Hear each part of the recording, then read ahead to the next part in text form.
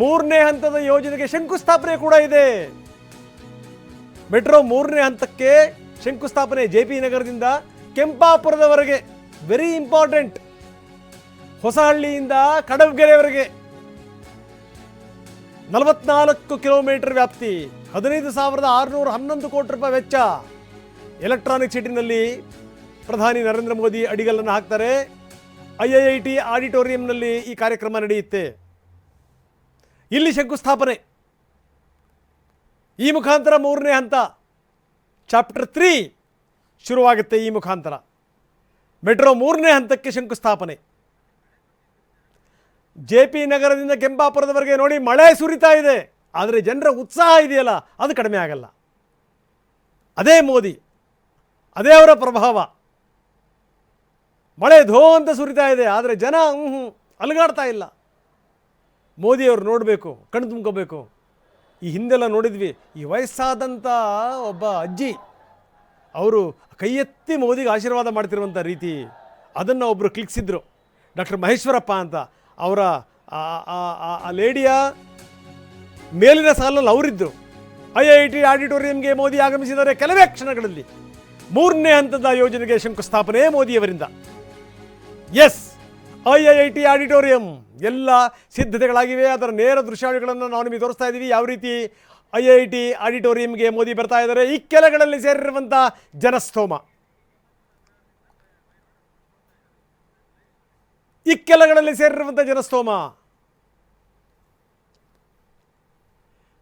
By road ಹೋಗ್ತಿರುವಂಥದ್ದು. ಕೋನಪ್ಪನ ಅಗ್ರಹಾರದಿಂದ IIT ಆಡಿಟೋರಿಯಂಗೆ ಹೋಗ್ತಿರುವಂಥ ಮೋದಿ ಬೈ ರೋಡ್ ಹೋಗ್ತಾ ಇದ್ದಾರೆ. ಸುತ್ತಮುತ್ತ ನೋಡ್ತಾ ಇದ್ದೀವಿ ನಾವು ಯಾವ ರೀತಿ ಜನಸ್ತೋಮ ನೆರೆದಿದೆ ಅಂತ. ಕಣ್ಣು ತುಂಬಿಕೊಳ್ಳಿಕ್ಕೆ ಜನ ಕಾಯ್ತಾ ಇರ್ತಾರೆ. ಎಲ್ಲಿ ಹೋದರೂ ಅಷ್ಟೇನೆ, ದೇಶದ ಯಾವ ಮೂಲೆಗೆ ಬಂದರೂ ಅಷ್ಟೇನೆ, ಯಾವ ನಗರಕ್ಕೆ ಬಂದರೂ ಅಷ್ಟೇ, ಬೇರೆ ದೇಶಗಳಿಗೆ ಹೋದರೂ ಕೂಡ ಅಷ್ಟೇನೆ.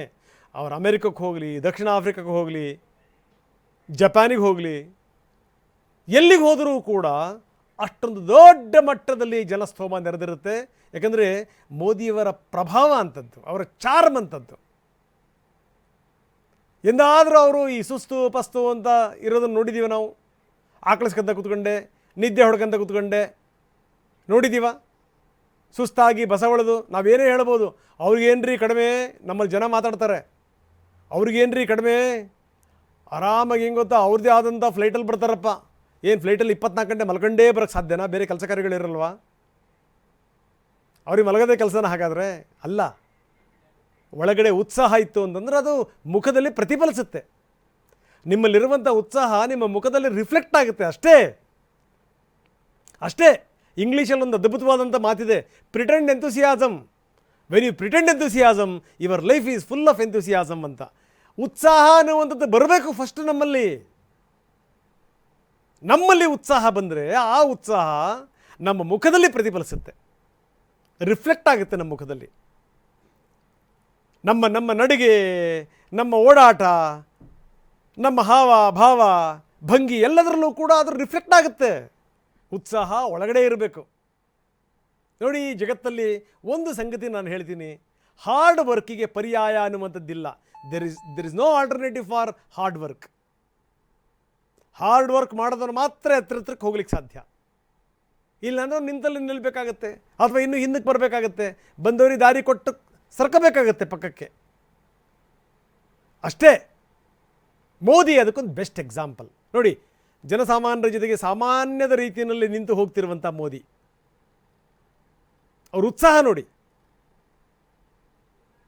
ಅಲ್ಲಿ ಅವರೆಲ್ಲರೂ ಕೂಡ ಈ ಕಾರ್ಮಿಕ ಕುಟುಂಬದವರು ಅವರೆಲ್ಲರೂ ಕೂಡ ಸೇರಿಕೊಂಡಿದ್ದಾರೆ. ಜೊತೆಗೆ MLA ಕೃಷ್ಣಪ್ಪ ಕೂಡ ಇದ್ದಾರೆ, ಪಕ್ಕದಲ್ಲೇ ಡಾಕ್ಟರ್ ಮಂಜುನಾಥ್ ಕೂಡ ಇದ್ದಾರೆ.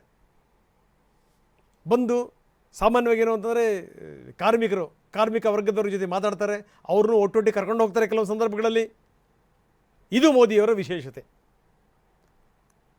ಸುಮ್ಮನೆ ನಾಯಕ ಯಾರೂ ಕೂಡ ಆಗಲಿಕ್ಕೆ ಸಾಧ್ಯ ಇಲ್ಲ. ರಾಜ್ಯದ ನಾಯಕರಂತ ತಗೊಳ್ಳಿ, ದೇಶದ ನಾಯಕರಂತ ತಗೊಳ್ಳಿ, ಆಳಿರುವಂಥ ನಾಯಕರಂತ ತಗೊಳ್ಳಿ, ಆಳ್ತಿರುವಂಥ ನಾಯಕರಂತ ತಗೊಳ್ಳಿ, ಯಾರಿಗೂ ಕೂಡ ಸುಮ್ಮನೆ ಹೆಸರು, ಸುಮ್ಮನೆ ನಾಯಕತ್ವದ ಗುಣಗಳು, ಸುಮ್ಮನೆ ಸೀಟು ಸಿಗಲಿಕ್ಕೆ ಸಾಧ್ಯ ಇಲ್ಲ. ಅದಕ್ಕೆ ಒಂದು ಯೋಗ್ಯತೆ ಬೇಕು, ಅದಕ್ಕೊಂದು ಅರ್ಹತೆ ಬೇಕು, ಅದಕ್ಕೊಂದು ಕೆಪಾಸಿಟಿ ಇರಬೇಕು ಯಾವಾಗಲೂ. ಸುಮ್ಮನೆ ಆಗಕ್ಕೆ ಸಾಧ್ಯನಾ? ಎಲ್ಲರೂ ಕೂಡ ದೊಡ್ಡವರಾಗ್ಬಿಡ್ತಾರ ಸುಮ್ಮನೆ? ಸಾಧ್ಯವೇ ಇಲ್ಲ. ಮೋದಿಯವರ ವಿಶೇಷತೆ ಅದೇನೇ, ಎಲ್ಲಿ ಹೋದರೂ ಕೂಡ ಅವ್ರ ಉತ್ಸಾಹ. ಕಳೆದ ಬಾರಿ ಚುನಾವಣೆ ಸಂದರ್ಭದಲ್ಲಿ ನಾನು ಅವ್ರನ್ನ ಇಂಟರ್ವ್ಯೂ ಮಾಡೋಕ್ಕೆ ಹೋಗಿದ್ದೆ. ಆವಾಗ ನೋಡಿದೆ ಅವ್ರನ್ನ, ಏನು ಬೆಳಗ್ಗಿನಿಂದ ವಿಪರೀತವಾದಂಥ ಬ್ಯುಸಿ ಶೆಡ್ಯೂಲ್. ಇಲ್ಲಿ ಮುಗಿಸ್ಕೊಂಡು ಅವ್ರು ಗುಜರಾತಿಗೆ ಹೋಗಬೇಕಾಗಿತ್ತು. 10:30 ಇದ್ದಿದ್ದು 11:00 ಹೋಯಿತು ನಮ್ಮ ಇಂಟರ್ವ್ಯೂ. 11:00 ಬಂದರು.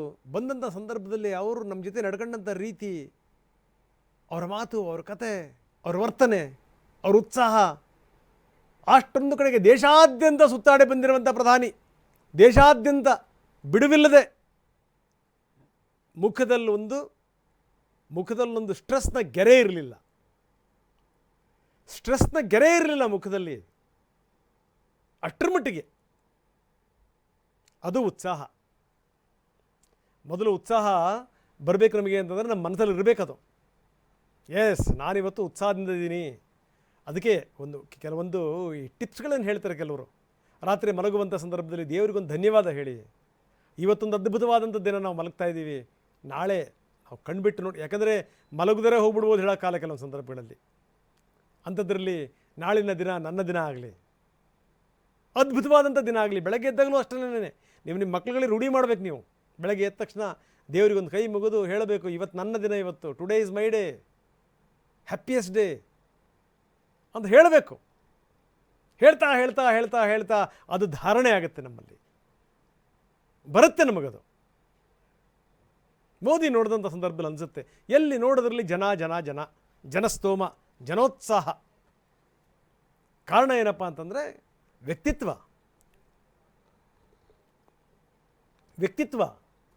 ಚುಂಬಕದಂತೆ ಸೆಳೆಯುವಂಥ ವ್ಯಕ್ತಿತ್ವ.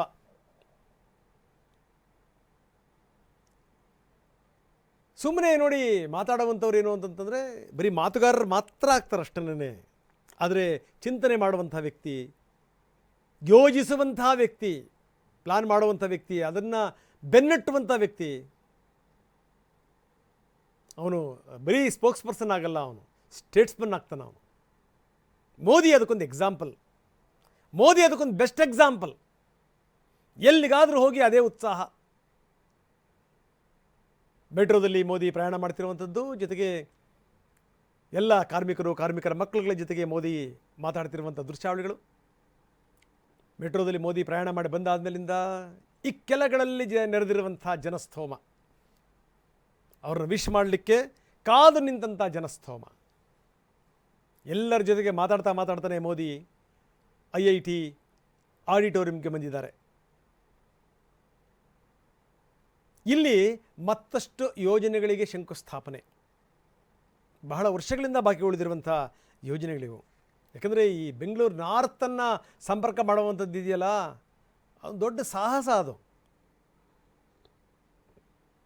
ನೀವು ಎಲ್ಲಿಂದನಾದರೂ ಬನ್ನಿ, ಯಾವ ದೇಶದಿಂದನಾದರೂ ಬನ್ನಿ, ಬೆಂಗಳೂರು ನಾರ್ತ್ ಕಡೆಗೆ ಬಂದು ನೀವೇನೋ ಸಿಕ್ಕಾಕೊಂಡ್ಬಿಟ್ರೆ ಮುಂದ್ಗಡೆ ಬರೋಕ್ಕಾಗಲ್ಲ ಅಂಥ ಸ್ಥಿತಿ. ಇವತ್ತು ಅದಕ್ಕೂ ಕೂಡ ಶಂಕುಸ್ಥಾಪನೆ ಇದೆ.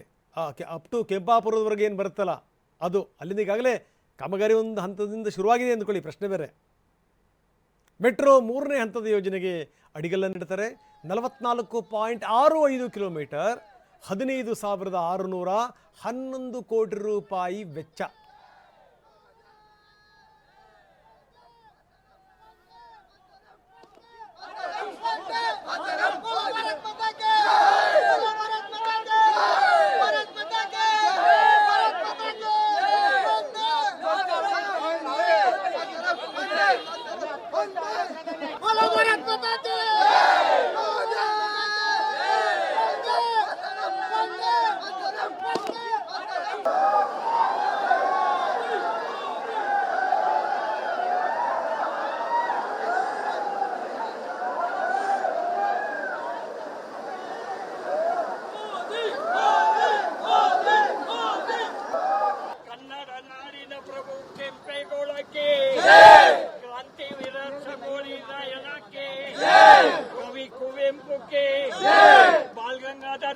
के भारत माता के कर्नाटक माता के